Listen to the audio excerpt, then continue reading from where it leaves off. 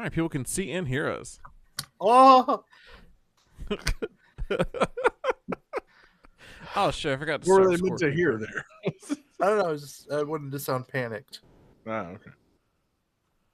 Oh, I don't know. Doing the Wilhelm scream. Yes. No. How was this? No, I can't do it. The Tim Allen Wilhelm scream. You sound like you've been shot in the leg. That's a good one. You've been practicing.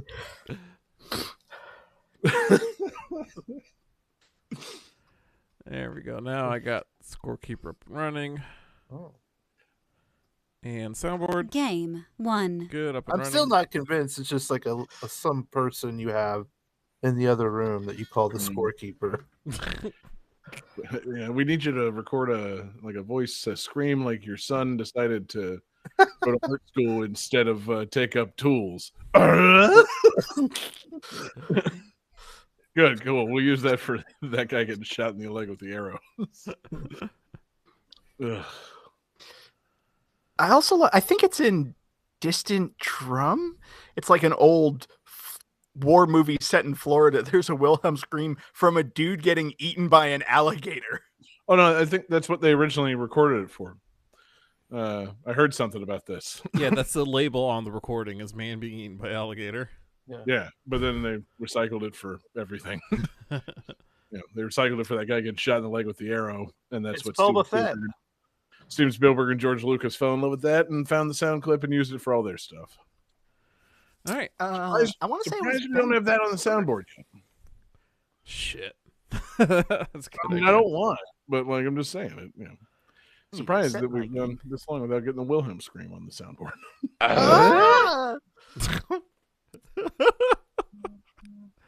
Was that Mother Brain? Oh! All right, who's ready to start the show? I'm trying to set my game, but it's not letting me. I was born ready. Scorekeeper's acting up, Johnny. Keeps telling me I've been disconnected and to try refreshing. You got some Febreze or something? It's working on my end.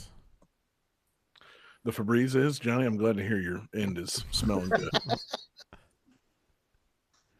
Let me try to sign out, sign back in. Okay, I literally logged in and it said disconnected. See? The scoring's important on this show. It's integral. Yeah, whatever. Y'all can fucking guess my game. Well, no, but also the scorekeeper helps. It updates the video on screen. It's a necessary component of the show. Yeah, it's important. Whatever. Y'all can guess my game. Are you on? I assume you're on Chrome. Oh yeah. Let me pull up Chrome. I'm on Firefox. Let me pull up Chrome and see if this is giving me before here. I was using Firefox and it was giving me issues. Huh. Oh, God damn it. Okay, everybody DM your game to Johnny and he'll update it. No. I don't see any problem with that plan. Let's move that I mean, I'm going to do what ends up happening. Let's see, pace and go. Oh, geez, I got to log in. Okay. All right, guys, vamp. David, start vamping. Dreamcast, the replacement Kang for a while. Oh man, I was really excited you were about to talk about the Sega Dreamcast. Ah man, Fuck I used you, I used the word Dreamcast in the movie fanboy kind of way.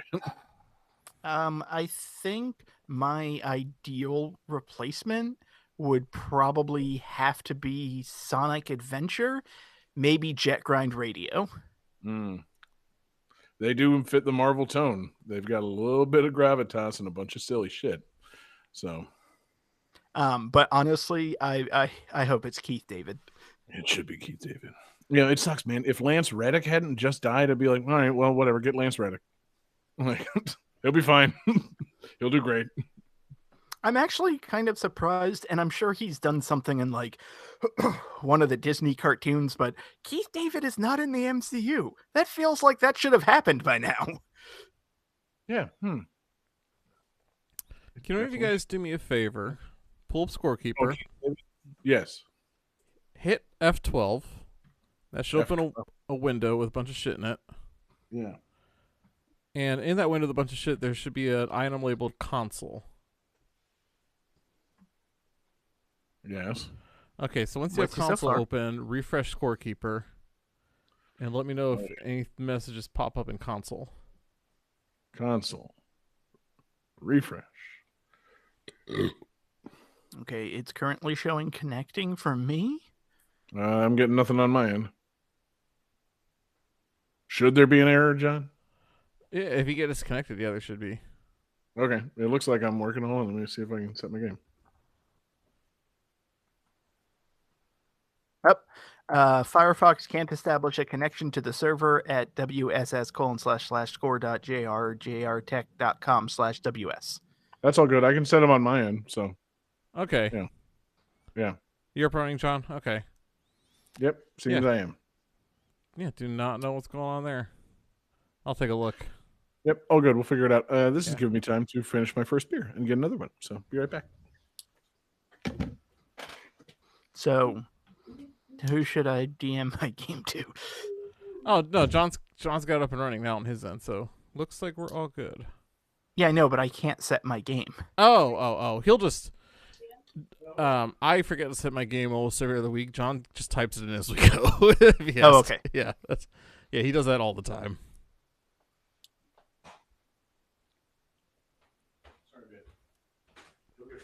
Can't connect to WSS. What? God damn.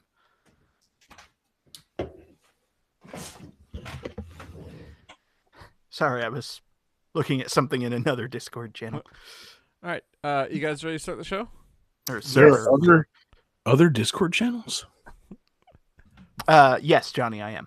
All right. Johnny, you ready? Super ready. All right, 5, 4, 3, 2, 1, go. Welcome to Game That Tune.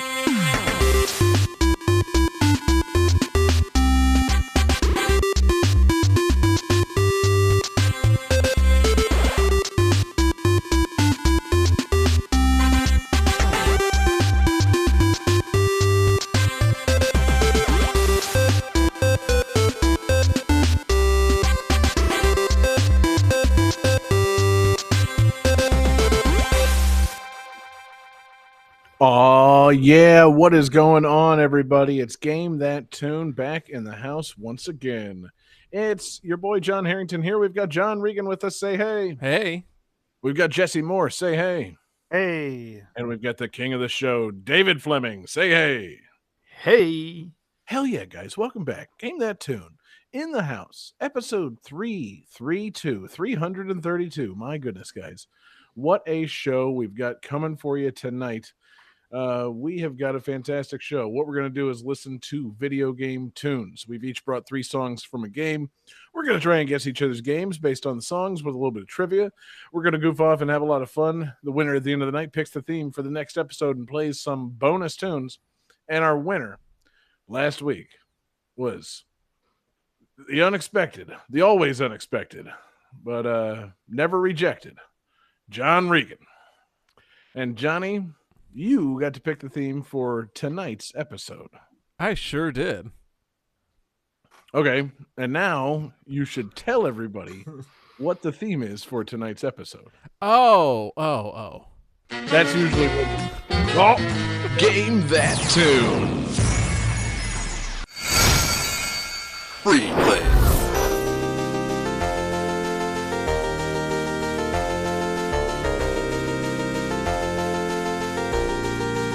Slits. Well, what if I told you that I was Slits? What if I told you this is how I've been dressing for jury duty every day? Mr. Regan was my father. Call me Slits. Slitch Jones over here. Rich with slits. The United Slits of America. I'm hosting a podcast, and I'm not going to look at your slits. I'm sorry, is that your first or last name? Yes. David has deemed slits not that bad. I would play the hell out of Euro Slit Simulator 2. See, that's Luigi Slits. I'm Slits. Cross-country slitting. Oh, man, you got a real mess on your hands.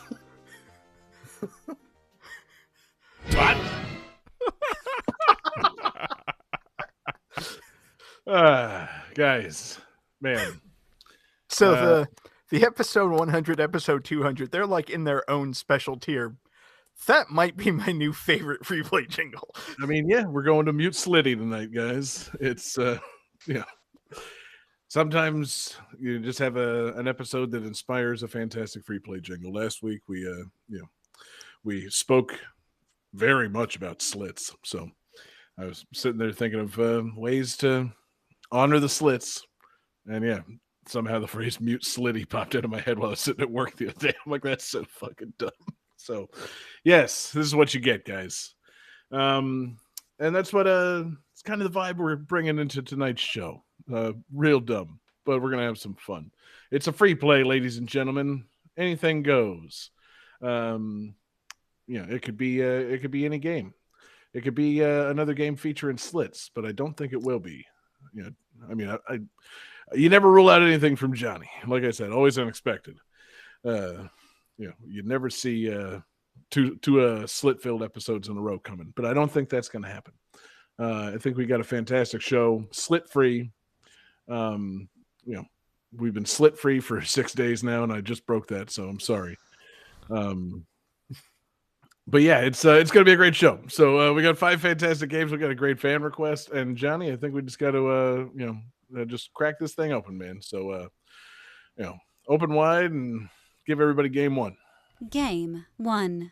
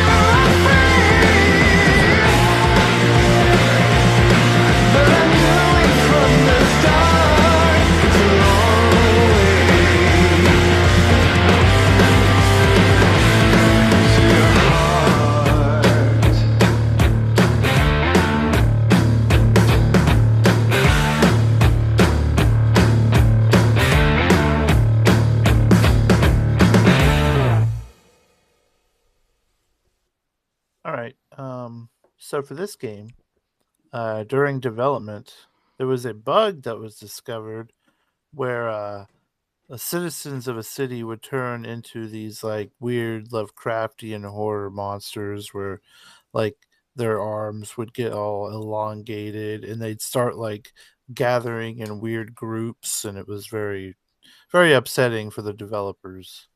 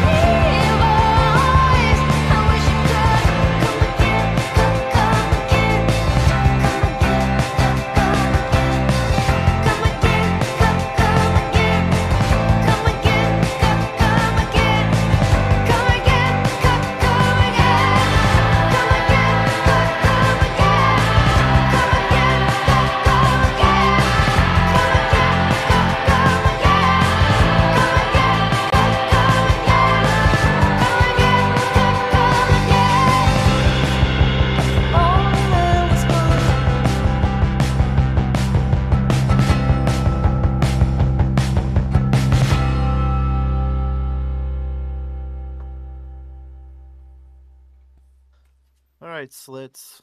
Let's see what answers you slit down.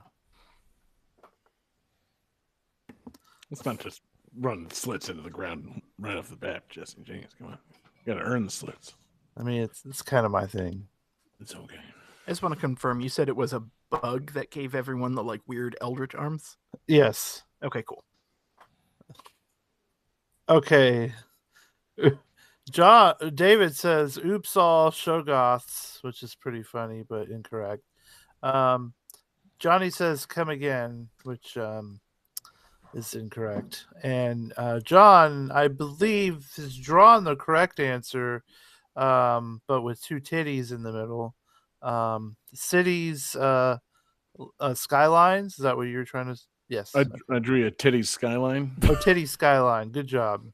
Yes, that's correct. This is City Skylines. It's a pretty cool city builder. It came out around the same time. It was that one Sim City that really upset a whole lot of people. I think it was the woke one. No, it wasn't woke. It was there was like it had to be online all the time, and one Sims with that one gay thing that came out. Kid Rock said he wouldn't play it anymore. Yeah, he shot Will White. Is that his name? What's his name? Will Wright. Will Wright. Yeah. Yeah. No, I remember that. God, that was ages ago because I think I was back in college, and I remember like reading a story about people protesting it when I was working at the radio station in downtime. Like, yeah, that weird Sim City that was like only online. Oh, okay. What was it? It was a DRM thing, something like that. And they're like, "Oh, we want your city to be connected to everyone else's city," and people are like, "Well, I just want to build a city. I don't care about other cities." Like, no, but you can have people go from your city to someone else's city, and it's like, no, I don't want to do that. I just I don't want. It was like, in order to play this game, you must have an online internet connection for Sim City, which is famously like sitting alone playing by yourself. Yeah, and you had to connect with like EA's online services. So like super no thank you. No, not at all. So like Jesse, Jesse, you say this is a pretty good city builder. How good of a titty builder is it? I haven't got to any titties yet. I mean, listen, man, you got to make them yourself. Okay. You got to make whole neighborhoods. I mean, boroughs shaped like them. Yeah, I would. Okay. I would definitely say land features. Can you change? Can you put? Can you start with a blank land with 2 big mounds? You could. Okay, good. But I will say that my first about 6 or so attempts at cities, they would definitely call me a boob because I really did some upsetting things. You gotta definitely got to do a few test runs before you figure out, oh, I probably shouldn't have the water source be downstream from the where I dump the sewage. Oh, okay. Wow. They really make you think on that kind of level, huh? And so like you just notice half your city has these green frowny faces, and you're like, wow, half the city's sick. Oh, that they're drinking that brown water. Flint, Michigan simulator, you say? Yeah. Right. So wait a minute. You're not supposed to pump sewage through the kindergarten? All right. Let me make a note. Yeah. I was when I was growing up, I was told that kindergartners are natural filter feeders and that they will clean the water for you. Mm-hmm. Just imagine someone telling you that, and you're like, what? Yeah. You know the old saying in St. Augustine, what's the difference between a kindergartner and a catfish? Oh, yeah. I don't know, Sean. What's the difference between a kindergarten and a catfish? One's a scum-sucking bottom feeder, and the other's a catfish.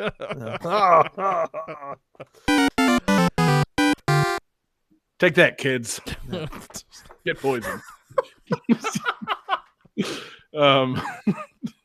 But my more recent, so you're telling me this is a city simulator in which you are faced with, problems ranging from just the normal Sim City kind of building things to the fundamental issues that would face the city, like don't have poop in all your water. Yeah.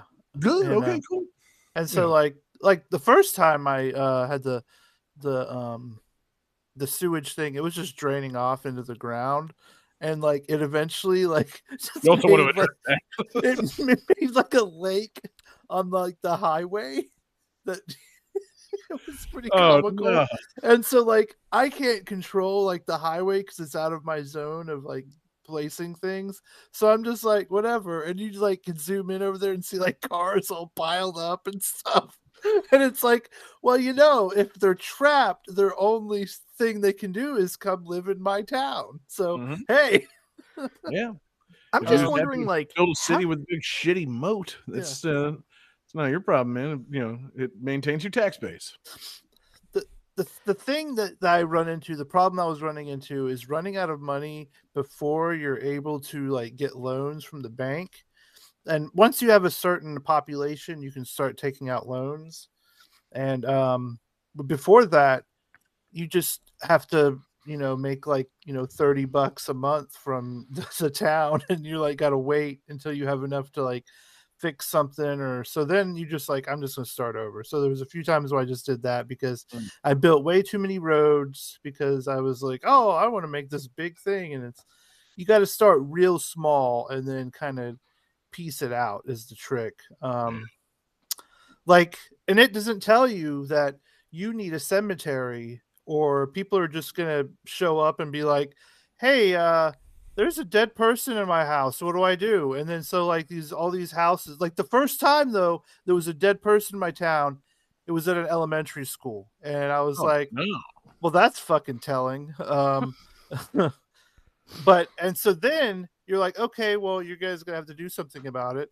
And then so I noticed, like, over the time that skull over the elementary school just stood there forever, and then like another place had a skull. I'm like, okay, I guess there's dead people. Well, what happened? Apparently, you're supposed to build a cemetery. So then I built a cemetery, and then they could, get the dead people out of the house. Then the vice principal could haul the janitor's body out of the school finally and bury it. Not that it's their responsibility; they aren't paid very much. And God, weird. Like, and like, there's like this thing called Chirper, and it's basically Twitter in their game. So like you see like people tweeting about the town, and so like someone like tweeted, they're like, there's a weird smell in my neighbor's place. Does anyone know what a dead body smells like? Hashtag something or another. And I was like, these people are weird. People going on there. Yeah, just heard a thud. Maybe I'll check on that. 2 days later, something stinks. I should probably stop tweeting. I can only imagine. Maybe I should call the police. Not knowing about the cemetery thing, and in the the climate we're living in right now, if a big skull just starts looming over the elementary school, like you got to be thinking the worst, man. This is this is bad news, Jesse. Yeah, you got to address this. So another thing I was gonna do is I was like, oh, I'm in charge of everything. I'll defund the police. Haha. But the thing is, the game doesn't agree with that, does it? Well, see, this bases its logic on what if police, actually helped people. Like, right. It's like meters and stuff like that. So you can't really defund the police in this game, or people will get hurt because it's like some fantasy world where cops do the right thing or whatever. I don't know. So that's unfortunate. I did add a bunch of budget to education though. So I was like, fuck that. We're going to be smart. Sweet, man. And my current town is called Los Tunas, and it's you can rename like everything. You could like rename citizens, you can rename streets, rename so I was like, maybe we should have like Johnny High School or something. You don't want that high school. I was going to go to that high school. I was going to name the basketball court Harrington Hoops, and I'm for it. I thought that might be cool. And it's cool. You can zoom in. I watched you can zoom in on the basketball court, and there's two little dudes like playing one-on-one on each other, and this one like fucking like juked this guy out and dunked on him. It was pretty awesome. And there's like two little guys on the bench, and they like were like, ah, and it's like, it's really cool. Like you can like zoom in on stuff and follow the donut truck around, and you can zoom in really close on the basketball court, watch them play one-on-one until one of them dies, and they just stand around like, well, what do we fucking do with it? A skull suddenly appears over the basketball court because he got juked so bad. God, if only our town had a cemetery. Well, we'll just leave the body here. I can't believe that an orthopedic surgeon to fix those broken ankles. I guess he's going to die here at the court. I can't believe you dunked on me. Better commit suicide. Yeah. I just want to know if the high school, like, can you zoom into like graduation ceremonies and see the diploma with the name of the high school on it? Because if so, you should absolutely name it Slits High and just take that screenshot. Yeah. I'm fascinated that you can zoom in on any of this because, the game is called City Skylines. I would think it'd be pretty big picture. I mean, you can zoom out too. Well, that's good. But still, it's like when you call a game City Skylines, I'm not thinking you're going to be able to zoom in to see fucking street hoops action. I'm thinking, kind of, big broad stroke city building, city management type stuff. So it's got some pretty cool details. Yeah, it sounds like it. I saw somebody saying in the chat, maybe it was I think it was Taylor, just like the Google image searches for this game, they just look like photos of real cities. Like, apparently it's a very good looking game. So yeah, it's pretty cool looking. Yeah. But into it. And I will say, go ahead, David. I was going to say, is it like classic SimCity where you can release a monster into the city? It's an important question because then I'd like to zoom in on it. So they do have, I haven't done one yet. They have like scenarios. So I'm sure they I don't know what kind, but I know they have like some cabin in the woods shit. They got a big board. Like, let's see what's cool. going on. Would you like to release the giant snake, the serial killer, the zombie family? Or the witches or the sexy witches? Sexy witches. But I do think that so far in my most recent city, I am a better city planner than Mark Branadanowitz or whatever his stupid name is. Yeah, take that guy from Parks and Rec. Yeah, he's the fucking worst character. Get out of here, Mark. You piece of shit. I'm intrigued by it, man. I haven't played a good city builder in a long time. Now, you said you spent too much money on one of these cities on like roads. Is it possible to make like some fucking crazy ass, utopian city where you don't really need roads? Like, maybe eventually, because you have to like kind of level up. Back to the Future 2 style, Johnny. Put it back in your pants. God damn it! You knew where. I was going there too. As soon as I said it, I'm like, oh no! I said we don't need roads. I'm just saying, like, could you focus on making like a fucking walkable, livable, urban fucking thing, or is it like, oh no, the real point of this game is to make big cities with fucking freeways running through them? The fucking the '90s ideal. Like, I think you want like more of like a Blade Runner type situation. I mean, that's what I want. Because like populated with replicants? You can zoom in on the replicants and see them crying in the rain. Because I think your stuff can like level up and like it will age. Because you can set up like for certain buildings, if you really like a look to it, you can click this little button so it'll be a historic building and its look will never change. Because like over time, like the buildings will like start changing and evolving into more expanded things.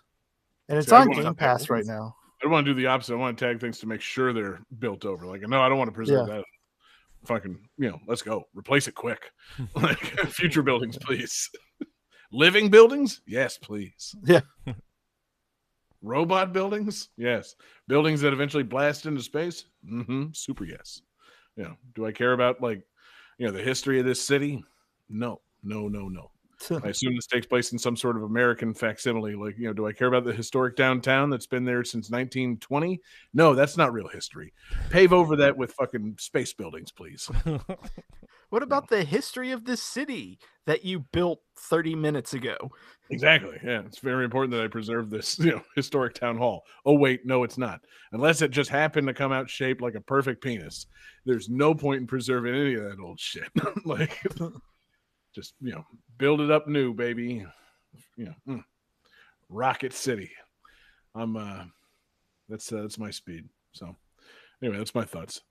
We should build more rocket cities. Game 2. Yeah, there you have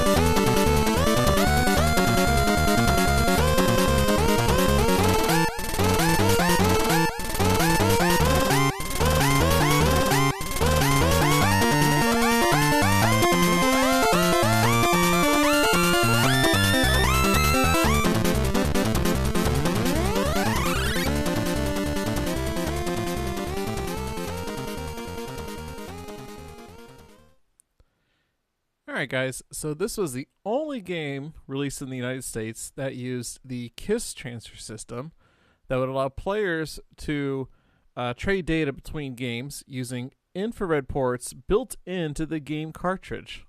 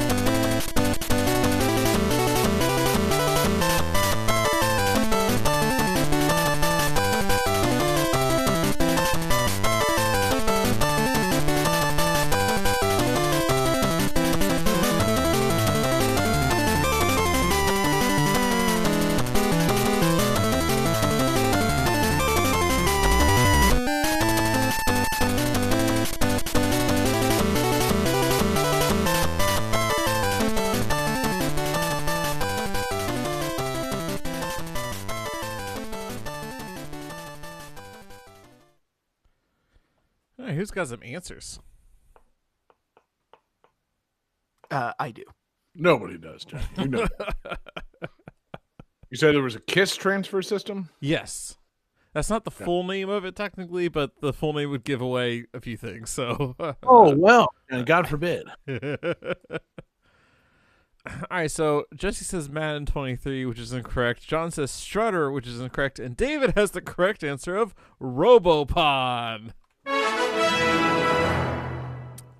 This is Robopon, basically a Pokemon ripoff made by Hudson Soft. It came out with 3 editions in Japan, Sun, Star, and Moon. But there was only Sun got ported here to the US and released by Atlas, which means that it has 153 catchable Robopon, but you can't get them all because you only have the ones available in Sun. Oh no! There's no way to get a copy of Moon here in trade. And yeah, it was a technology developed by Hudson called GB KISS, where they would build an infrared port into the cartridge and you could transfer data that way instead of needing a link cable. So like what do you have to do? You have to like touch your cartridges together or something? You have to make them kiss, yes. Yeah, okay, you gotta make your Game Boys kiss. Yeah. When They're going woke, they're going broke, man. That's why When Robopon did this- didn't succeed making boys kiss. when did this game come out? I think it came out about 2 months before the Game Boy Color came out with its built-in infrared port. Oh wait, I was just about to say. I was like, I know the Game Boy Color has a built-in infrared port, so This Yeah, but you know it'd be great if we doubled down on that. You had to have 4 ports touching. No, I mean they had games before that came out, using the infrared not port, but this America. one, this was poorly timed. so. What is a Robopon? It's a robot that looks Okay. like an animal. I was gonna say Okay. it's poorly timed, not only because of the Game Boy Color coming out with the new port, or the new thing that makes the technology of this obsolete. It's also poor timing because Pokemon was still a popular thing at this point and would never succumb to Robopon. There's never a good time to put out a fucking fake ass version of Pokemon, like at all. Just don't try it. Yeah, this came out in the U.S. in 2000. So I want to say this is after Gold and Silver had come out at this point. I'm not sure. This game also features a real-time clock and speaker built into the cartridge, so it has a taller cartridge than any other Game Boy cartridge to make room for the battery, for the clock, and the speaker that's built into the cartridge. Why is there a speaker? See, The Game Boy, even the original Game Boy had a speaker. when you're ready to kiss, you get taller, right? So there was a in-game event where you could have a carpenter that would like build for you. I guess it's kind of like the Pokemon babysitter thing, and the speaker would make a sound when enough time had passed for you to go back and let you know he's done building a thing or whatever. Carpenter would catcall at various women from your game. Now, You know what also would do that? Playing a sound in the Game Boy speaker. Well, but I assume they. Well, no, I have no idea whether or not this is the case, but it seems like they were trying to position that as like a Tamagotchi kind of thing. Like, the carpenter lets you know why you've just got the game idly sitting in your pocket. Maybe. Yeah, that's what I mean. Like, now this is terrible, Johnny. This is insane. Hold on, it gets crazier. What if I told you that the cartridge also contained a small knife that had to be folded out, and you could use that to, What if I told you they couldn't fit in a knife, but it did have a toothpick? Yeah. What if I told you could open some chests and boost some stats by pointing a television remote control at the infrared port and hitting buttons? I mean, I believe it. That's dope. Because no, I accidentally set my Robopon to Spanish language. Yeah. like 10-year-olds think that's like the coolest shit in the world. Honestly, I still think that's awesome.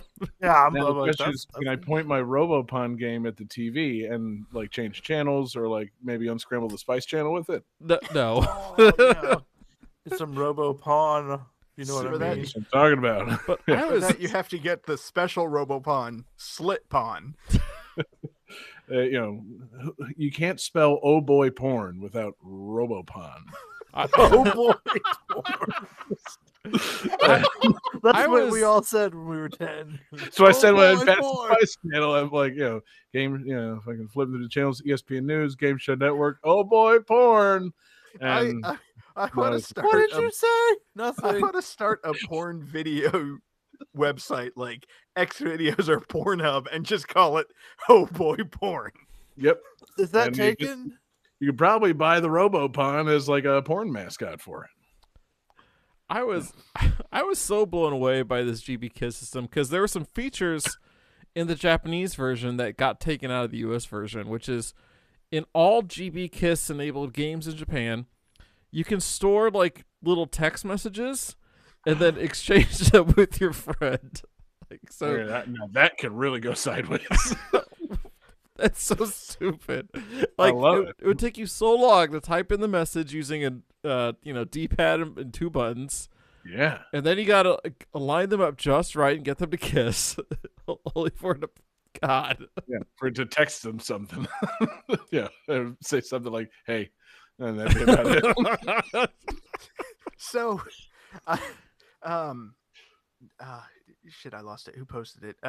Kerrigan in our Discord posted a picture of presumably what are the Robopon. And you know how sometimes people will look at certain Pokemon designs as like questionable because they're a little sexualized and whatnot? There are Robopon that are literally just a female nurse, a female businesswoman, and a woman with an umbrella with gigantic breasts. I'm pretty sure one of these characters is just a butt. There's just a butt with feet, and it appears to be next to like a pope. There's a lot going on here, guys. There's a couple that look like actual Pokemon. Like there's a nose pass looking thing. There's a golem looking thing. There's definitely a golem in here, but they're robots, Jesse. They're not monsters. There's a brave fencer, Musashi. There's a unicycle that evolves into a motorcycle that evolves into a car and into a truck. Guys, third row, 5 from the right. There's 6 from the right. There's one that looks like a little bit of poop inside a bigger piece of poop. Oh, I see it. Man. I think my favorite, obviously aside from the sexy nurses, is 4th row down, 3 from the left, just the giant angry blimp. Oh, I was looking at that too. That's a cool boy. He would be in my team, my Robopon team. I kind of want to play this. The seeing these images is winning me over because it's like, oh well, this has got to be some dog shit Pokemon ripoff, and then it's like, oh wait, no, this looks good. Top left is a cell phone, guys. Hair into these fucking images, man. Someone's work is all up there on screen with this game. So what happened to the Robopon games, Johnny? Is this did the series make it? No. Is there more? No, there's only Robopon Sun, Star, and Moon. There was a Nintendo 64 game that did come out that worked with a transfer pack, but only in Japan. Could you kiss that? Well, no. Because you were inserting. There's no kissing. Oh, there's no. You don't kiss after you insert, John. That's not very polite. Yeah, It's not very romantic. Oh, I'm sorry. There were some Game Boy Advance sequels created. Oh, good. Yeah, the Ring and Cross versions. Oh, those did come out in the U.S. Both of them, it looks like. So you could actually collect them all in that generation. That's good, man. This is going to be the series that guides us for the next 332 episodes. Game That Tune. We're going to become Robopon boys. We're gonna catch them all or build them all or whatever you do to robots. You could actually collect them all in that generation. Yeah, but the first generation OG Robopon is still the best. Right, yeah. Gen 2 Robopon. They were already running out of ideas. Ugh. Man, Johnny, this is see, and I don't want to just sit here fucking, rattling off fucking Robopon from an image that people can't see in our podcast because it's an audio medium. But there's just so much to unpack here. There's so many. They're adorable. Even the ones that are weird or just cute. There's a little pirate robot, man. There's a lot to see here. Yeah. I like the fact that based on the color and the placement, you can kind of see like what evolves into what, and it looks like walking cell phone evolves into dolphin. Hell yeah. What? Dope. Why not? I see no problem. That's why I'm confused why there seems to be a Pope robot next to a butt robot next to an angry old man robot. Like that, there's questions that are arising from the placements of these Robopons. I didn't even notice there's a Frankenstein Robopon. That looks awesome. Yeah. We need to play this, guys. Yeah. Nunny, it's time to bring it back. Let's get I'll go get some fan translations of the Japanese exclusive ones so that we can trade and collect them all.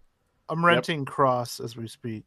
Yeah, I was gonna say, if we're picking Robopons, I'm gonna go ahead and pick Star. I'm going with Screwy the Screw. I mean, like, you got to pick a version. Each of us is gonna play a version. So Sun, Star, Moon. I pick Star. I pick Sun. I will pick. What's the other one? Ring and Cross? That's the Game Boy Advance ones, yeah. Okay, well, if Jesse's getting Cross, I'll get Ring. So that way Jesse and I can trade. Ooh. Man, you guys really resisted the urge to choose Moon and then drop pants on camera right now. Well done, boys. You really dodged that bullet. I thought somebody was going to go for that. Yeah. You're going to have to press him live on Game That Tune. But another time, perhaps. Another time on one of these upcoming 4-player Robopon streams. That's definitely happening. Robopon Kiss streams. Yeah, that's the thing. It's just gonna be, we got to figure out a way to kind of clickbait these titles. Like, people can't know that we're playing Robopon. We just got to say that four boys are kissing, and let it go from there. There you go. You got to catch this. I'm trying to think of ways to lure people in. Obviously, if I knew ways to lure in viewers, we'd have more viewers by now. So maybe it's just not my strong suit. But man, music's pretty dope. I enjoy this music a lot. Yeah, I'm not really one to hear and enjoy Game Boy music because it kind of hurts sometimes. But yeah, it's fun. It's good. Johnny, you should shout out the composer and then keep it going. I don't know. Game 3. God damn.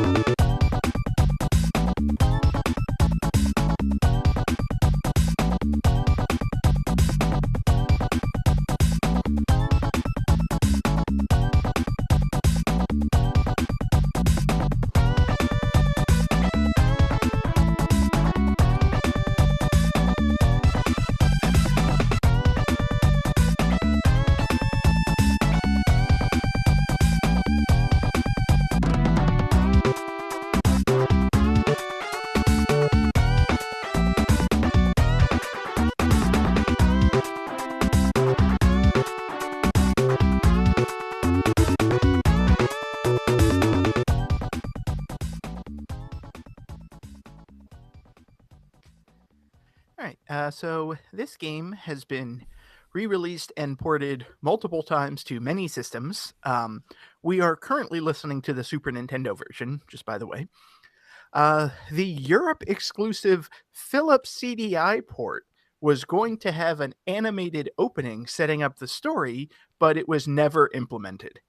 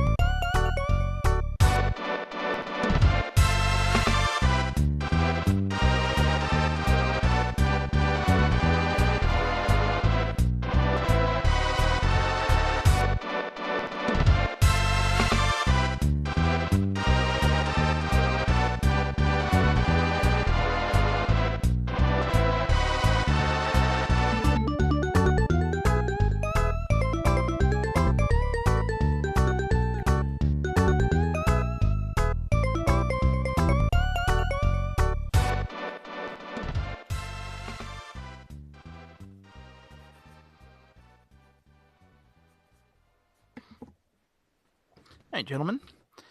Who has their answers? All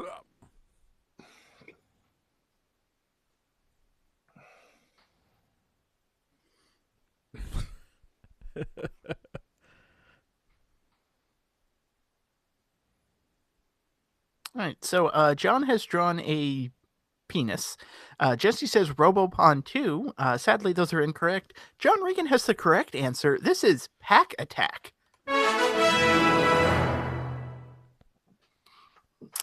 I kind of thought that I was going to pull the obscure weird game, forgetting that John Regan is also on this show. But yeah, this is Pack Attack, the Pac-Man falling block puzzle game. Oh, it's actually pretty cool. So basically, blocks fall down. It's very Tetris-like. And the blocks consist of either some kind of material. I guess it's supposed to be like stone or maybe wood. It's just kind of like little brown blocks. And then the other parts are made of ghosts. So you kind of stack them up. And after every 3 or 4 turns, you get a Pac-Man. And the Pac-Man will eat the ghosts working his way down. So you kind of have to, instead of clearing lines like Tetris, you have to do that, but you also have to sort of make a path for Pac-Man to eat all of the ghosts so that then the blocks will fall because there's no ghost supporting them.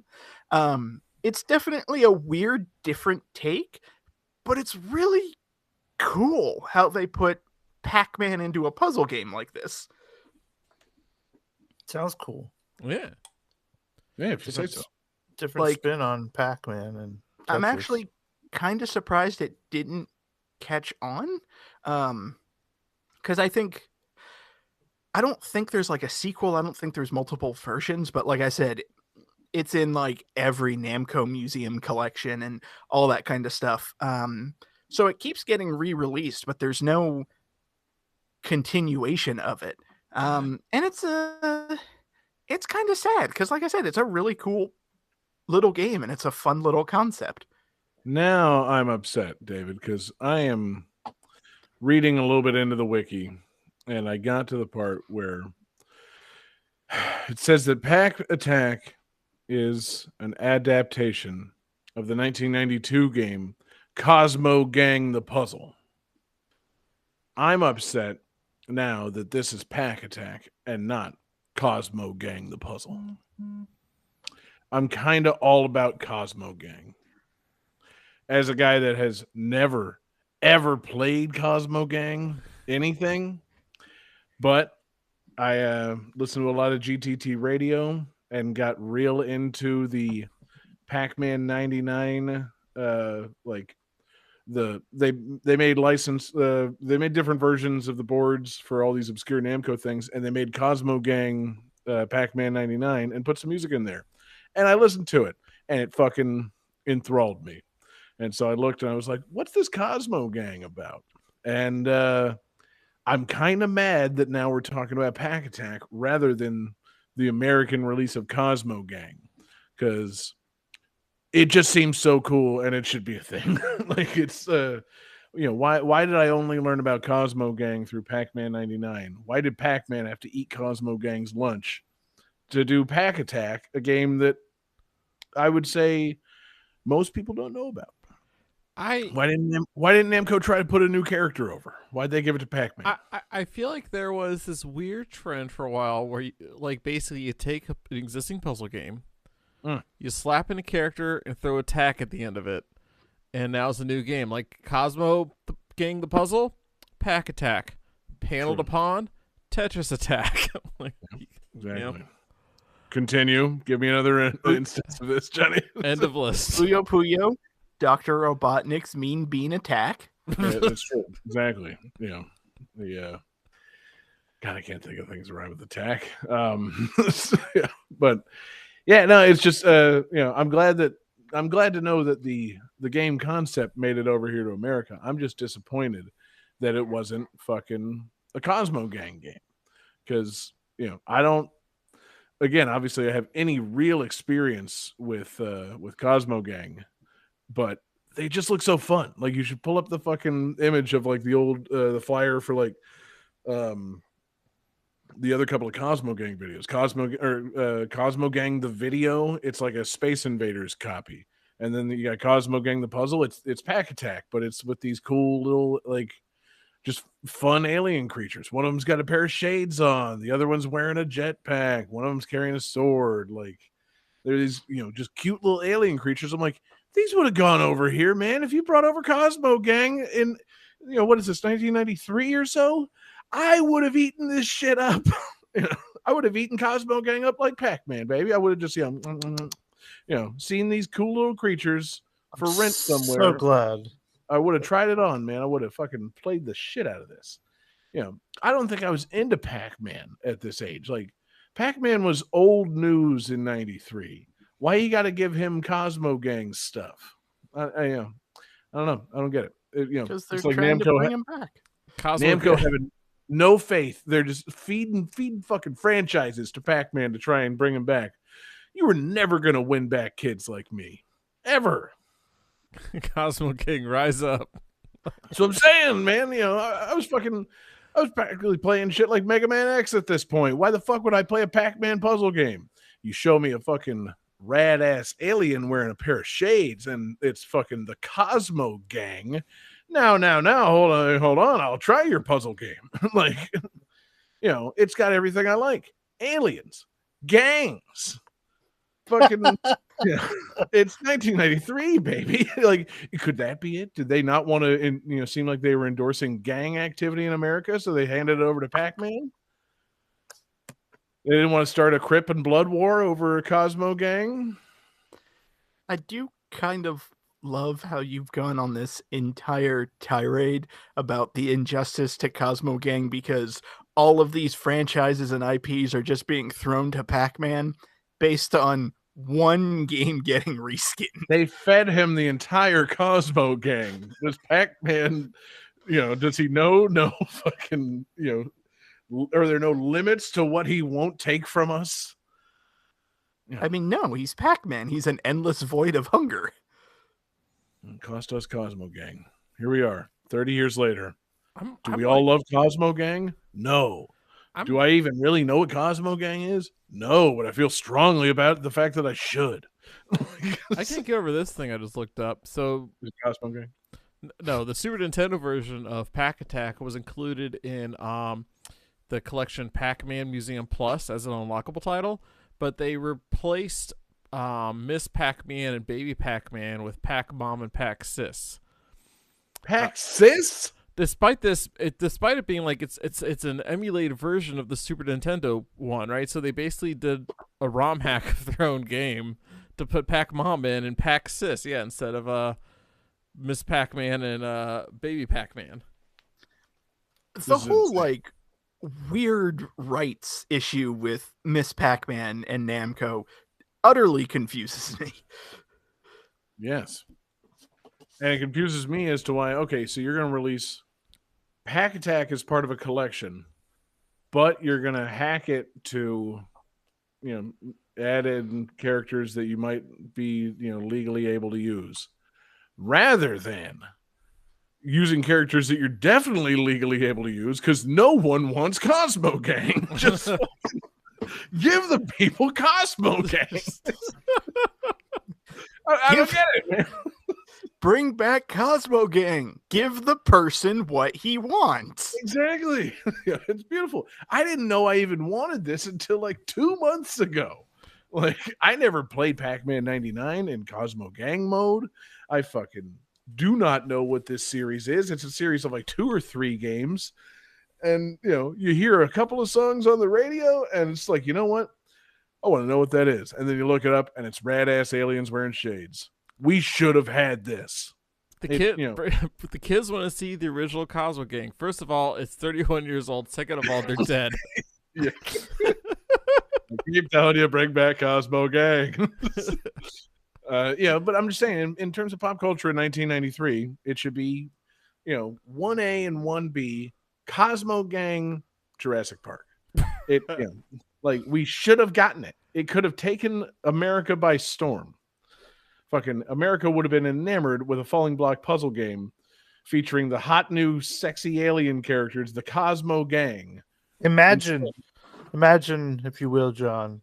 It's 2023. I'm imagining that I'm living in. Yes. And I'm you with and you your so son, far.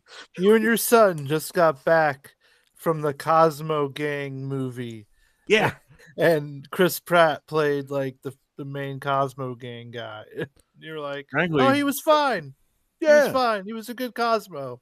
Mm-hmm. I wish they had used more of the actual music. Those needle drops were ruinous.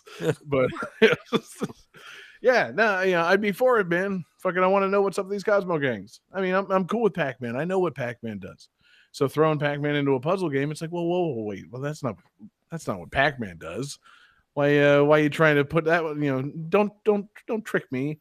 Pack Attack being a puzzle game doesn't read correctly either. If I'm thinking Pack Attack, I'm thinking just like a Pac-Man beat 'em up. But then you give me Pack Attack and it's a puzzle game. No, give me Cosmo Gang. Yeah, exactly. Give me fucking, Doom, but it's Pac-Man. You call that Pack Attack.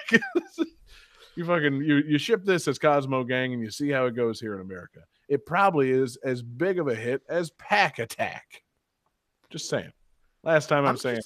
Love Cosmo Gang. Cosmo, you're my boy.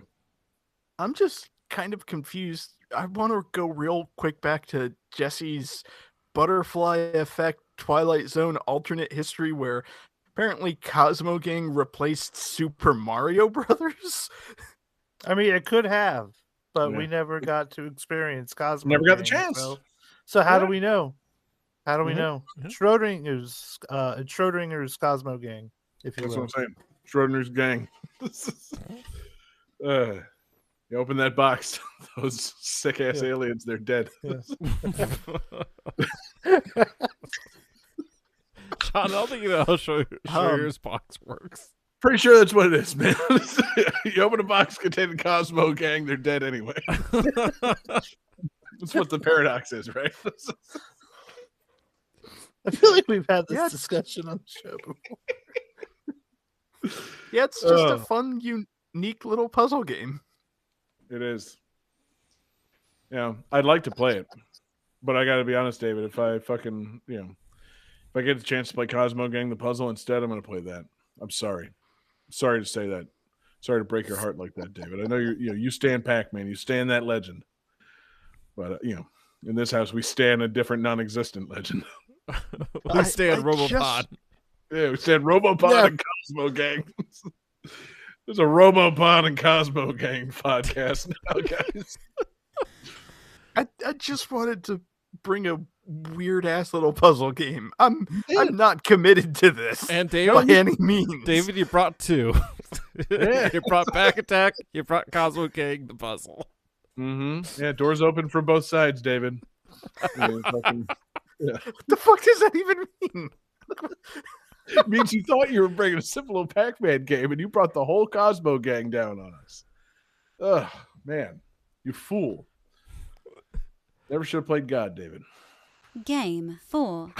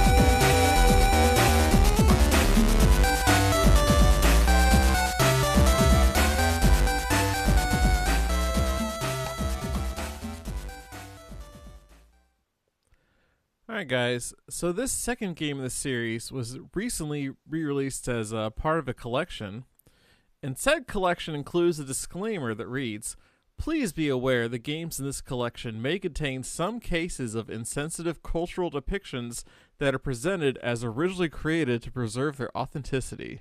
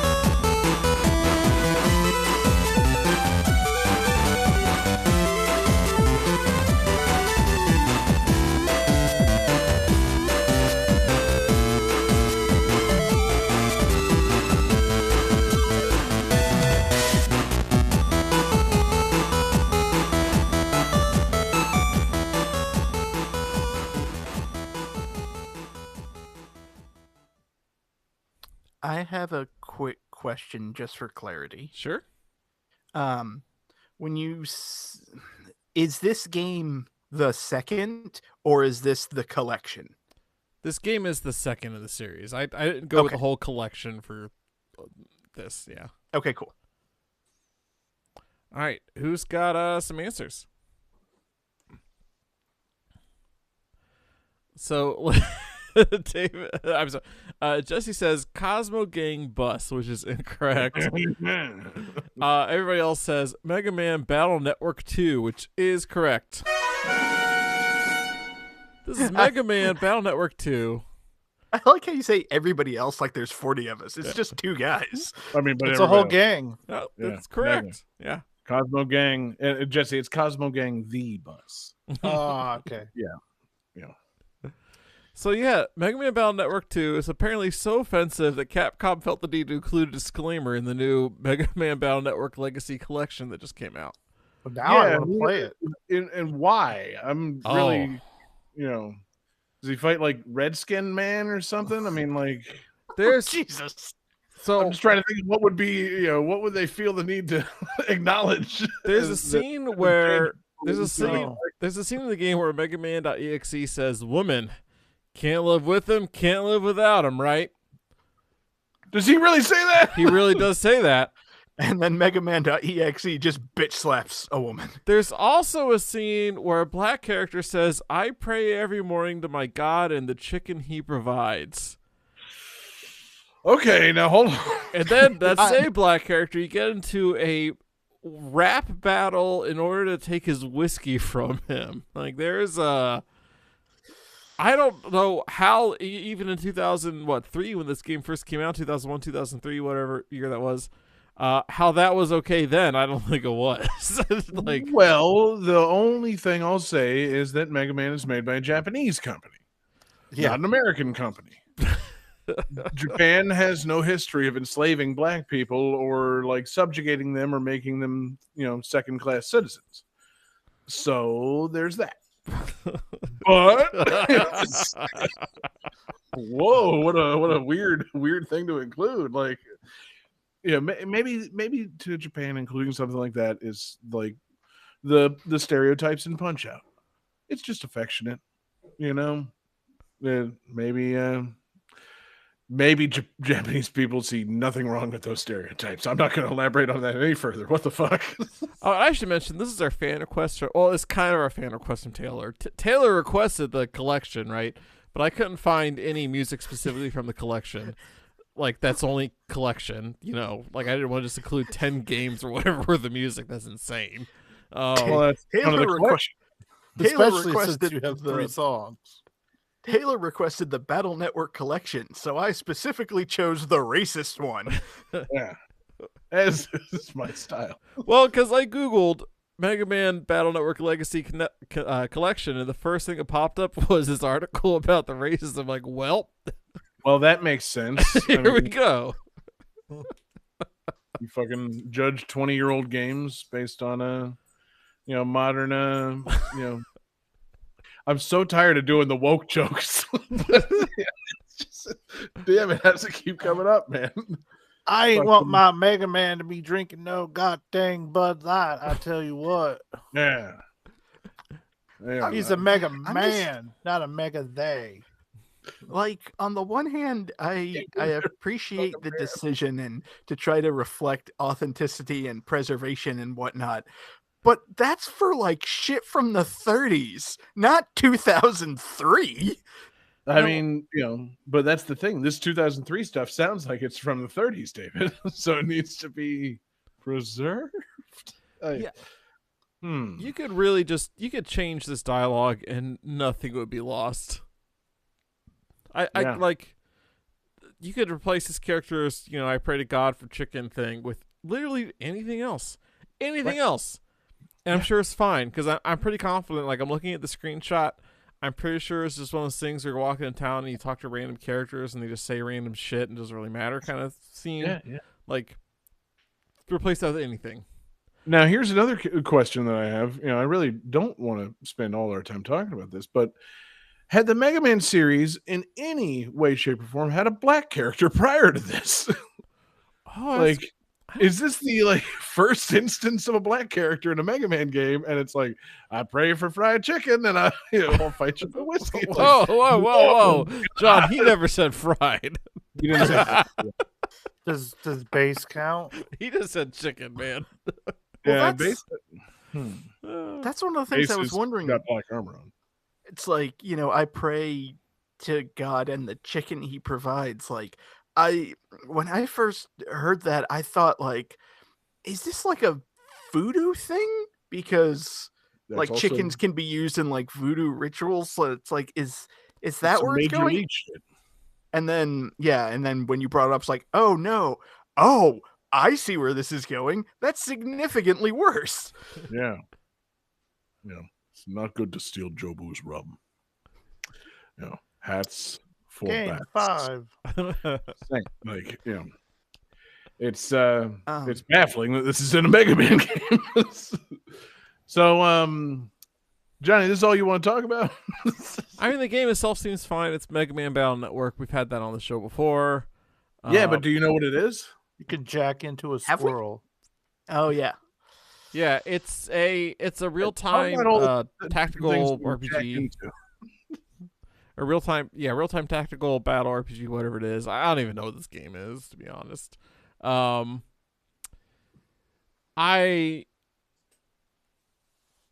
have nothing to say about this game. Oh shit. It's the first game that used characters created by fans. Yes. There was a character. I actually did look that up earlier.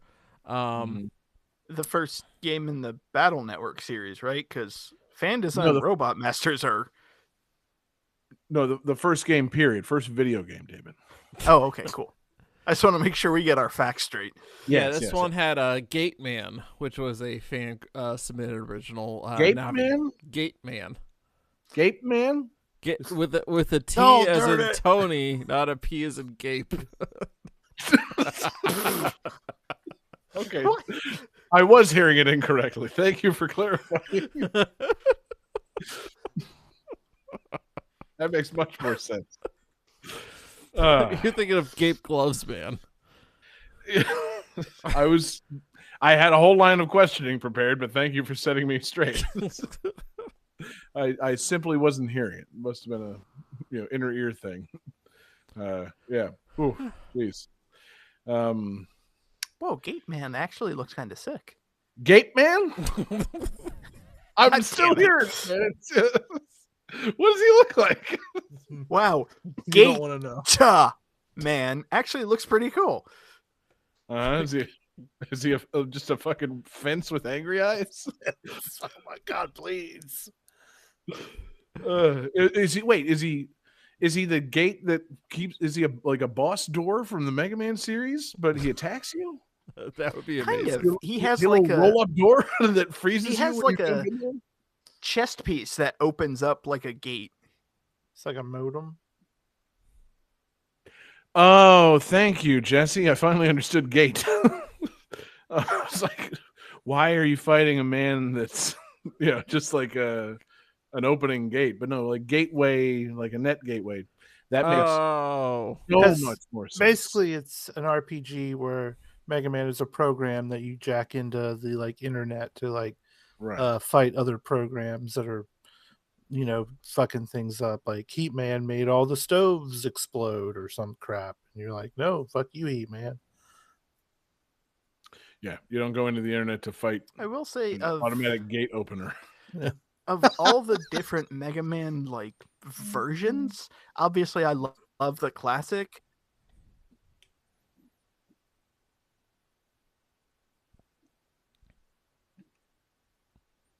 Sorry, I started talking and then I heard John talking, so I stopped. I didn't say anything. Nobody said anything. No one spoke. No. Oh, okay. Sorry, that was a weird audio thing on my part. I will say, of all the different like Mega Man versions, obviously I have a real soft spot for classic, but I think EXE is like my second favorite. I really like the design of EXE. He looks cool. He's cool. Yeah, it's a cool looking program. So, Johnny, are you planning on playing the collection since it just came out? Oh yeah, on Switch. Especially now that it includes that like warning, I'm like, oh, I'm all in. I gotta see what this is all about. I gotta laugh at what they did back in the day because those are some poor kind of choices. Like putting a fucking like a sticker on a CD saying explicit lyrics. It's like you put a warning on a Mega Man game saying like, "Hey, this might be culturally insensitive." It's like, all right, cool, I'm in. Like, what did you fucking do? Yeah, like what happened here? Yeah. Oh, Capcom. Game might be culturally offensive. How? Like, I gotta see it. Oh God, it's yeah. I'm curious too. So yeah, this should. I'm trying to think of like ways in which prior like Mega Man games could be seen as offensive, like Mega Man 6. Yeah. Tomahawk Man. Yep, that's one. I was thinking, Oil Man when they did the powered up, and they're like, "Hey, let's use this oil guy." And Mega Man 5, Napalm Man was basically just like Vietnam, wasn't it? Yeah, I mean, it's a tank-based jungle robot. So you tell me, Johnny. Well, also Napalm. Also in 6, you had Flame Man in the like desert with the burning oil oceans wearing a turban. Yes, okay. Quick Man was Australian. Clown Man. Yes, Clown Man was just upsetting to look at. Not so much offensive as upsetting. Well, I mean, like, he was a clown whose special attack was reaching out and grabbing you and like tickling you. Like, that's problematic. Yeah, that's not appropriate. If you say so. Coming out soon, Mega Man 12, new Robot Master Diddling Man. I was gonna say, like, I come from a family with a rich clowning history, so I don't really see an issue with Clown Man, but that's fine. If you guys say so. I'm trying to think. There's nothing culturally offensive about Top Man, Shadow Man. Crash Man was trying to stop all of that with a movie he made. Oh yeah, that's right. Yeah, yeah. Crash Man was fine until he fucking won Best Picture. Then everything got 5. Really...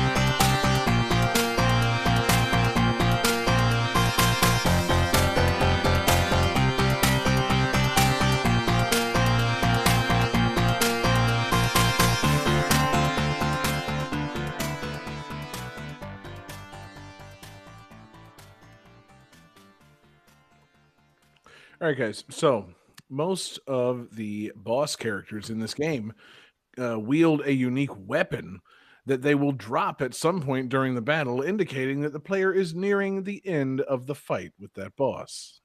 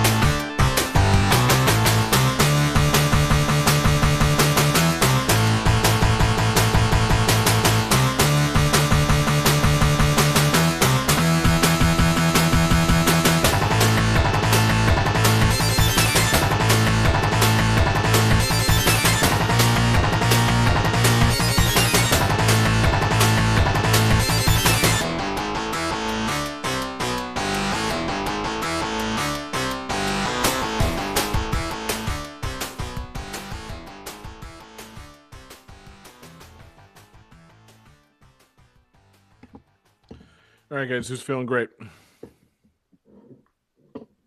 I feel very I great. feel fantastic. Good.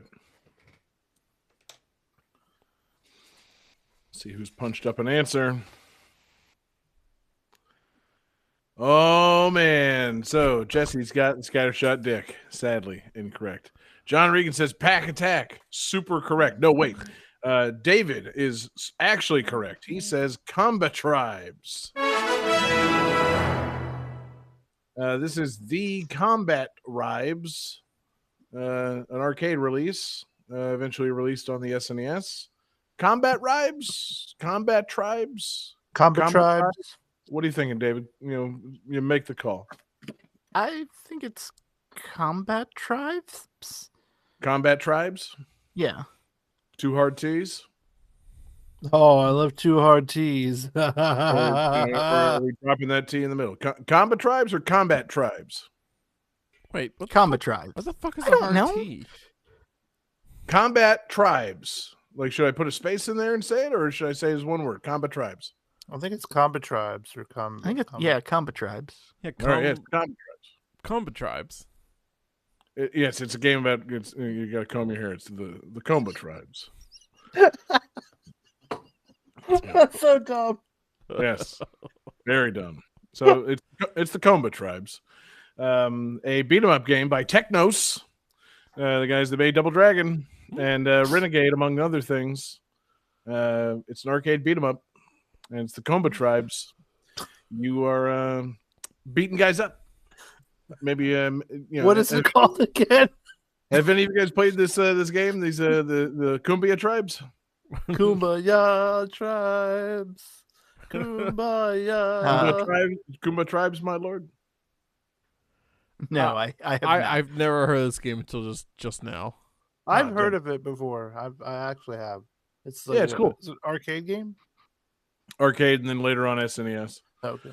But yeah, it's pretty straightforward beat 'em up. It's kind of weird because when I think beat 'em up, I'm thinking kind of like Final Fight, Streets of Rage. You're kind of moving through an area and then clearing that of enemies and going to a different screen. Combat Tribes, you kind of stay on one screen for most levels. Like it's not even a particularly big screen. Like it's a. So, like, obviously the play area is larger than just the monitor of the arcade machine, but like you're on like one board for most of the levels, and it's just like, all right, you're on a street corner, and there's guys, trying to kick your ass, and there's guys riding on motorcycles, and you beat them up, and then a boss character walks in, and you beat him up, and that's the end of the level. It's like, I'm kind of used to walking around a little bit more. I kind of, used to feeling a little bit more of a city exploring vibe in these games. I don't know. Do I get to climb a ladder at some point, or go inside a building? Maybe later, but for the most part, it's odd. It's a one screen beat 'em up. But where it kind of falls short in the, I don't know, walking around and imagination category, it seems to make up for it in beating things up category. It's a fun game to play. Yeah, you get to pick one of three heroes. Tell me these aren't this murderer's row of characters you can select. You can select three guys: Berserker, Bulova, or Blitz. I'm unclear on why all their names start with B, but frankly, I'm here for it. Maybe it's the Com-B tribes. Yes, it's the Com-B tribes. Of course. That's what it is. The big bays. So yeah, Berserker's your all-around guy, Bulova is the power guy, and Blitz is the speed guy. And they don't give you much information about these guys. They are all vaguely the same size when you choose them for the game. And obviously they play a little bit differently, but these stats they give you to help you make your decision. Let me just run down these. Berserker, he's listed not as the all-around guy, he's listed as the almighty. So already sold. Berserker Bobby Lashley. That's I was immediately thinking, oh, he's Bobby Lashley, but no, he's a white guy with spiky blonde hair. He's listed at 7.01 feet. That's specific. That's very specific. So that's too tall. I'm taller than 7 feet, damn it. Yeah, I'm 7.01. Okay, Berserker. Jeez, we get it. So Berserker is 7.01 feet, 176 pounds. Oh, he needs to eat a sandwich. That is way too thin for that height. That BMI is he's Manute Bowl. He's just so skinny. My legs are gonna break any minute, guys. I really shouldn't be fighting. I have a lot of weaknesses. Oh, please. God. Can I just go home? I need some calcium. I mean, no wonder, in beat 'em ups, you sit there, you have to wail on the enemy before they finally fall down and die and everything. No wonder, he has no muscle mass. Yeah. See, and that's betrayed by his sprite, which has a ton of muscle mass and is not 7 feet tall. But so Berserker 7.01 feet, 176. And then you got your power guy, Bulova. He is a mere 6.85 feet. So shorty. And 181 pounds. And he's your power guy. At least he's getting a little more filled out. I mean, come on. 6.8 and fucking 180 pounds. Some gaunt motherfuckers. Johnny, do some fucking foot math here. 6.85 feet. 6.85 feet is 6'10". I don't know, about 2 meters. I don't know. I'm trying to figure out these measurements. So I'm sorry, this is the power guy, 6.85 feet and 180 pounds. 181. Yes. 181. Okay, I did just check it up. For reference, Mike Hagar in Final Fight is 6.64 feet, 297 pounds. Mm-hmm. See, that makes sense. It's it does. It's weird because I hear 6.85 feet and I immediately think 6 feet 8, but no, that's 6'10", right, 6 feet 10 inches or so. So pretty close. It's basically 7 feet. But not 7.01 feet. Right. He's got that extra edge. He's got the extra mass on him. So yeah, your all-around guy is 7.01 feet, 176. The other guy is an inch shorter and weighs 5 extra pounds. He's your power guy. And then you got your speed type, Blitz. He's 6.92 feet, 173 pounds. What? So, These people, someone needs to help them. all of your guys are like fucking they're like all Kevin Durant's. They're all super tall, very skinny. Did they used to be mummies? All right. So I just pulled up a BMI calculator, and the 7 foot, 176 pound guy is severely underweight. Yes, of Oh, course. really? You don't say. That BMI is 17.5, and they say that anything less than 18.5 is underweight. Yeah. Makes sense. Yeah, not dangerously underweight. It's not like fucking, Karen Carpenter beat him up, but it's still like, yeah, you just like why didn't they check these numbers before they sent this out? 7 foot tall, 176 pounds. Somebody in Japan's like, I don't know, sounds right. That's a lot. They're None Americans. They're gigantic, Fat ass. 176 pounds. What's a pound? I don't know. He's like, I don't know what these fucking measurements mean. What's a foot? What's a pound? Pretty sure pound's like 20 kilos, right? Sure. Yeah. Ship it. But yeah, it's so the roster is fascinating. And then it's a beat 'em up where you just kind of take on waves of enemies and eventually beat a boss. While you're fighting the waves of enemies, I really enjoyed. I haven't played this, but I'd like to. And I was watching the gameplay videos of it, and I really like the animation on the sprites. The sprites are good looking. They're cartoonish. Obviously, none of them are 7 foot tall looking, so they're kind of like a weird in between thing where they're not chibi, but they're not like Street Fighter characters. So there's somewhere in between there. It looks like just a normal sized man ish, but maybe not tall enough, maybe not the big 16-bit sprites you're used to. But the characters all look nice. They got cool animations and things, and the fighting is fun. You can beat guys up, and then since it's Technos, they got a little of that River City Ransom flavor in there. You throw a guy to the ground, then you can pick him up by his ankles and do a fucking giant swing on him and hit other guys with him or throw him into other guys. If 2 guys are on either side of you and you fucking do an attack, you'd smash their heads together. If you get somebody down on the ground, you can hit a button to do ground attacks on them and smash their head on the fucking pavement and shit. It's a fun and kind of brutal beat 'em up. It's just remarkably silly. And yeah, I don't know. It seems pretty fun. And the levels, they're all just named based on who you're fighting. Apparently this takes place in a futuristic New York. You don't find out that it's New York really until the end, where you're fighting at the docks and you see the Statue of Liberty in the background. It's all right, cool, I'm in New York. Because before that, it's you're fighting guys on a street corner, and then you're fighting guys at a theme park, and it appears to be Disney World. There's a fucking magic castle in the background. You fight people at a roller rink, and a lot of them are roller derby people. You fight a bunch of guys at a baseball stadium. And then eventually you're fighting up through a building, and you're fighting when do you fight the Joker? Funny you should ask, Jesse, because you fight him in the fucking second level at the Magic Kingdom. Okay, cool. So each one's named for the gang that you're fighting in these various places. So the first one is you're fighting the Motorcycle Nuclear Warheads, and it's a bunch of street tough motorcycle guys. And eventually you got to fight the boss, Fats. Go ahead. Wait, Minnesota Fats? Ask which Fats.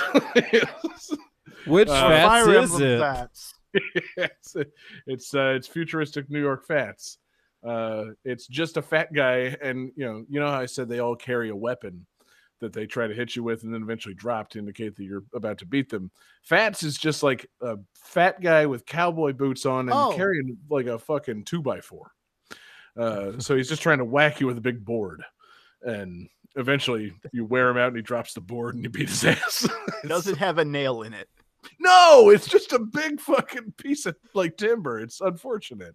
It should be a board with a nail in it. And then you move on to the second level and you fight the demon clowns. And yeah, you beat up a shitload of clowns, Jesse, and a lot of them look like the fucking Joker.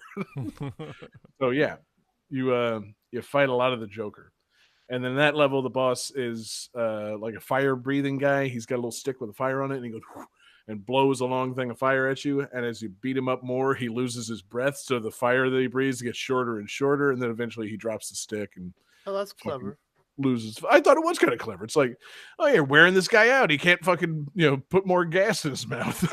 Like, God, I never should have relied on this as my fucking mechanic to beat somebody up.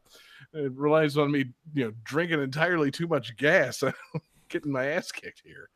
And yeah, you got to fight the Slash Skate Screamers. You got to fight the Stadium Barbarians. Any guesses as to who the boss of the Stadium Barbarians are? The people you fight at the baseball stadium, and the boss comes out, and like I said, they all wield a unique weapon. A baseball bat. No, that's too obvious. I'm gonna say it's like a jackhammer. Keeping in mind, this is futuristic New York, not futuristic Cleveland. Oh, a gun. Yes, they brought a gun to a baseball stadium. Johnny? Futuristic New York is at a baseball stadium. It's not Cleveland. Not futuristic Cleveland. Not futuristic Cleveland. I don't know. Do you just fight just like straight up like the New York Knicks for some reason? Be pretty dope. Yeah, you fight Patrick Ewing and he's got a fucking giant knife. No. For some reason, the Stadium Barbarians are led by a boss named Tomahawk. And he is a full-blooded Native American man who attacks you with, I'll give you one guess. Tomahawk. Well done, Jesse. Bonus point for Jesse. Great job. Yeah, for some reason in futuristic New York, a gang of street toughs that live at the baseball stadium, again in New York, are led by a Native American man with a tomahawk. Why? Truly no idea. I was thinking Cleveland Indians. Maybe they're in town. Maybe you got to fight off the Cleveland Indians. You're not beating up the home team. You're beating up the away team.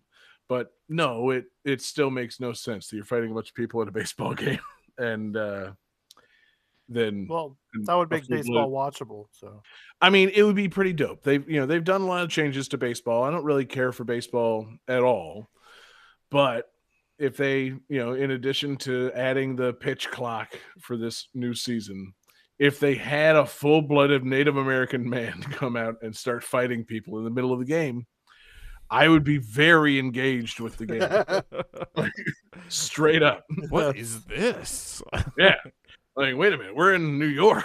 Why is that guy here? Is he mad about fucking, God, what is it? I'm pretty sure that like in the state of New York there are plenty of displaced Native Americans. Like I'm sure he's mad about the deal his people made with Peter Minuit. Yeah. That's gotta be it. He's like, wait a minute, we sold this whole island for a bead? I'm gonna fucking kill anybody that enters Yankee Stadium. But I doubt the Combat Tribes was thinking on that level. Yeah. Anyway, you fight a Native American in New York. You fight some troopers in the second to last level, apparently led by a cyborg general named Swastika. Nothing to unpack there. And then the final battle, you go to a dock. You're pursuing the Mr. Big type guy that you think is the bad guy of the game. You have to fight all the previous bosses again. And then Mr. Big gets his fucking brains blown out. Spoilers, sorry. And you have to fight the actual final boss of the game. And it's a female cyborg named Martha Splatterhead. And yeah, I've just given you a full rundown of the game. So play it if you want, I guess. I really probably should have said spoilers earlier. I'm sorry. when you say Thanks, Mr. Big, is JR. that the same Mr. Big from Moonwalker? Yeah, it is. It's straight up Joe Pesci. Dope. Voice clips and everything. They blow his brains out. Awesome. No, I'm just saying, but it's like you're pursuing like this, shadowy figure type guy, and he keeps getting away from you, and you have to fight these other guys, and then fucking eventually it's like, all right, I finally found him, and he just gets fucking murked by Martha Splatterhead, and then you fight her, and she's like an electrified robot woman. It's kind of dope, kind of a cool subversion. Whoa, no, because cyborgs ain't ladies, John. Oh, I thought you were going to object to robot. Sorry, Jesse. Fine. He obviously hasn't been paying attention to the Discord. You fight a genderless robot character. I didn't realize we were debating this in Discord. No, posted a picture from the comic where there's an advertisement. Is there a comic tribe comic? I didn't know. There's a legendary because I was trying to remember where I heard about this game, but the reason I remember this game is this ridiculous advertisement where there's like a comic trying to explain the game to you, and it ends with like the dude punching this cyborg and saying, "Cyborgs ain't ladies." Ah, okay. Well, thank you. Yeah, sorry. Spoiler. Maybe that's what it is, man. Fucking Berserker over here fucking got mad that he was tricked by a cyborg lady. I don't know, man. There's nothing explaining these combat tribes. It's they're just there to defend the city, and they'll do it by fighting anybody that comes their way and knocking weapons out of their hands, and then eventually beating up female cyborgs. It seems like a really fun game. I would like to actually kind of play it. It seems like it'd be fun with some friends because like it's got the like the mechanics of it. It's not just like punch kick beat 'em up. It's not just fucking like simple beat 'em up stuff. It seems like there's a lot of fun to be had in the combat. I was trying to say earlier, I like the animations and things on the combat. Like old Double Dragon games when you're punching somebody, it's just kind of like straight, left, rights, and it's kind of like clunky. The characters in this game, they're really winding back. They're cocking those fucking arms and hitting things. It's like, oh yeah, I can feel the force behind these guys throwing these punches at it. It looks good. Like there's some real wind up to it. And, it's just a little extra bits of animation and things like that. It makes the game fun to watch and I assume play. But maybe, maybe this needs to be re-released. Johnny, do you think this deserves a cultural sensitivity warning a la Mega Man Battle Network 2? Or should maybe they just, I don't know, change a couple of things? I guess it depends on if they feel like spending money or not. They can spend the extra $10 and change a few things. Or they can spend $0, just throw a warning on. If they just updated the game to say, okay, well, this game, it said New York, but we have to admit it actually takes place in 90s Cleveland. That explains why you're fighting, it's the Cleveland tribes. And that's why you're fighting a Native American at the baseball stadium. It's still culturally insensitive, but it made sense at the time. Maybe they can patch the game to remove the Statue of Liberty and add the Rock and Roll Hall of Fame in the background. Replace the Native American with Drew Carey and just have you fight Drew Carey because it's Cleveland. That's also possible. Yeah. Now, Johnny, would it be in any way offensive if Drew Carey were trying to kill you with a tomahawk? No, not at all. That's what he does all the time. Just be fucking hot nonsense. Yeah. Yeah. I don't know if you watched The Price is Right recently, but that's just kind of what he does. That's one of the games on the show. Yes. Instead of the little guy avoid the tomahawk. He tries to kill the you. mountain climber, it's Drew Carey fucking chopping things up with a tomahawk. It's it's really gone crazy. if you don't correctly guess the price of shampoo, you die. Mm-hmm. It's insane. Fucking bone tomahawks your ass.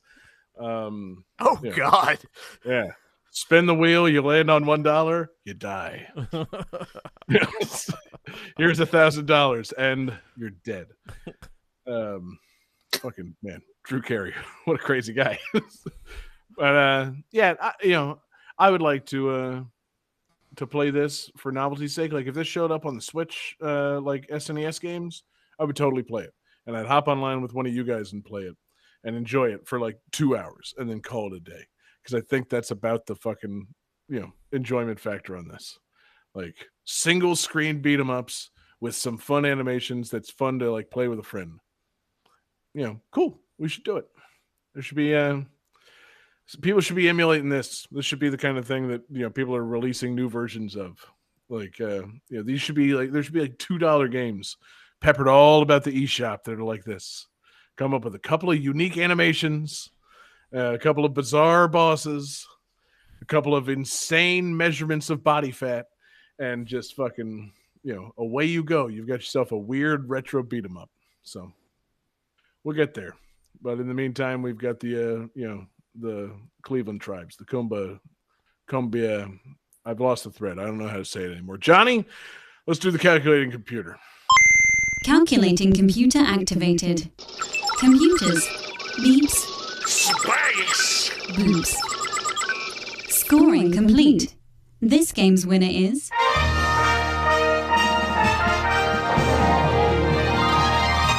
David Fleming.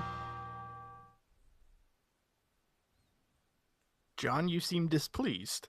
I mean, I don't know. I was looking forward to winning myself, but I guess, David, it's fine that you won. Congratulations, David. Wait, didn't David get a point didn't David get Comet Tribes right? Yeah. Man, He's a point short. He has 3 points.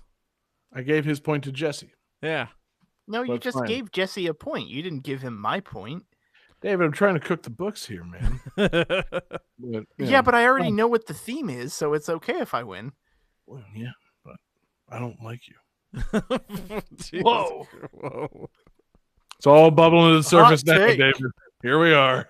Gotta have it out for everybody. Huh? Hot take. Hey, fuck you.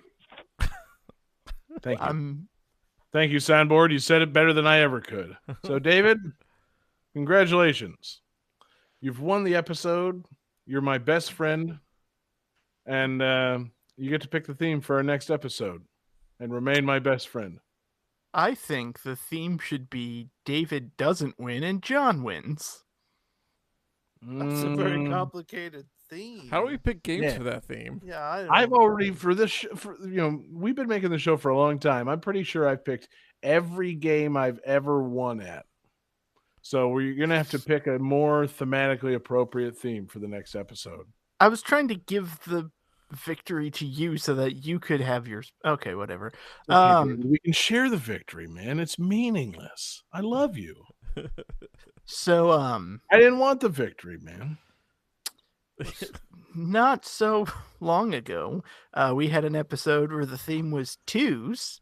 Next episode is Game That Tune 333. So the theme is going to be threes. Now, hold on, David. Let me just throw something out here. The next episode is 333. 333. 3 plus 3 plus 3. Maybe. 12. I was going to suggest 27. That would be 3 times 3 times 3. No. I've checked my math. Yeah, maybe 3 Yeah. plus 3 plus 3 is 27. I don't want to get into another argument, but I think you should check your math again. John, Okay. aren't you you're an accountant, right? Like this is concerning. When do accountants have to do cube roots? Come on. Now, what my suggestion was going to be was 3 times 3 times 3. And what's the cube root of 27? It's 3. So maybe it's cubic games with cubes. GameCube game. No, 3 is a good theme. David, you had it right the first time. I've lost the thread. 3 was a good theme. Does it count for 3 if the game has 3 dimensions? Well, I'm an accountant, so let me think about that. No. I mean, I am gonna say that it's similar to R2's theme. If you can justify a 3, then yeah, sure. Yeah, I'd like the 3 to be a lot more explicit than games that have 3 dimensions. I mean, it doesn't necessarily have to be a threequel, but 3 should be prominent somewhere in the game. Games that have a 3 on Metacritic. Oh, see, now we're talking. Don't tempt Johnny. 3 out of 10. You game like a goddamn bitch. What's up, Robopod 2? Yeah, here we go. No, really, I made Johnny not pick this theme last week. I think it's a good theme. 3s, it's a magic number. It really is. So one of us is going to have to be off the show next week. It's fine. I'm fine with that. Y'all take care. And but in the meantime, I'll give you the outro for this week. Guys, thank you everybody so much for watching live with us. We're live every Wednesday night. We're on Twitch, we're on YouTube, we're on Facebook. Search for Game That Tune. Thank you to everybody listening in podcast form. Our podcasts come out Tuesday mornings at GameThatTune.com or anywhere you get your podcasts. We appreciate you guys listening, rating, reviewing, subscribing, and doing all the things that you do to a podcast, to us, Game That Tune. Thank you to everybody checking out Patreon, patreon.com/GameThatTune. It's the home for awesome exclusives. We've got Covered Up. We've got mixtapes. We've got Game That Tune gems. We've got movie commentaries. We've got all kinds of fun stuff going on thanks to patreon.com/GameThatTune. Most importantly, you help us keep the lights on at our 24/7 video game music live stream. That's radio.gamethattune.com, gtt.rocks. That's the home for video game music on the internet. And we appreciate you guys supporting it via patreon.com/GameThatTune. Want to give a shout out, of course, to our Patreon absurd fans, talking about Lance Revere, Damian Beckles, Daniel Perky, Taylor Y, Sam L, Phoenix Tier 2121, Beast Pond, and the Kerrigan, a fantastic group of absurd fans that we have on Patreon. Want to give a special thank you again for our request this week. Johnny took the request. Johnny, who made the request? Taylor Y in our Discord. Yes. He can also make requests on GameThatTune.club. Mm-hmm. And normally if you request a game, whoever's taking the request will do the actual game that you request. But Johnny, he's feeling, hubristic, wanted to change things up. But we'll do our best to honor your request. You'll do your best. I will do what I do. Yeah, Johnny, gonna Johnny. But yeah, whether you make your request in Discord or at GameThatTune.club, we love getting requests from you guys. So keep making them, and we'll keep on trying to do our best with them. And guys, that's going to do it. So, David, you've won the episode. Congratulations. You've got a bonus tune that I assume thematically ties to the next episode. So, hit us with your fantastic 27th entry in a series bonus tune. It might actually be the 27th entry into a series. Oh my God.